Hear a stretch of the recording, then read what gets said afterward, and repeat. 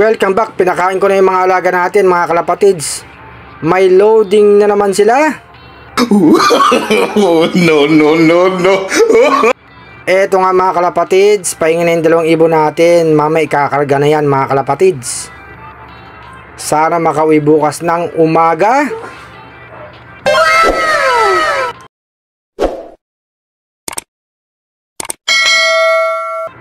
Eto mga kalapatids, pinagsama ko si Padrino at saka yung magandang ibon natin. Kita nyo, binabara ko ni Padrino mga kalapatids.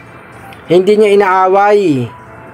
Diba, mas maganda gawin yan kung magpaparis ka ng ibon, pagdigitin nyo yung cage o kaya may pagitan sa gitna, basta nagkakakitaan sila, maiwasan na awayin yung babaeng ibon. Kita nyo naman mga kalapatids.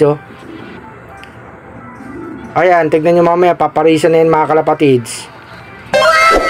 Tignan nyo naman si Padrino, kondisyong ibon mga kalapatids. Mukhang gusto rin ng hen pumares mga kalapatids. Ayan na, tignan nyo mamaya.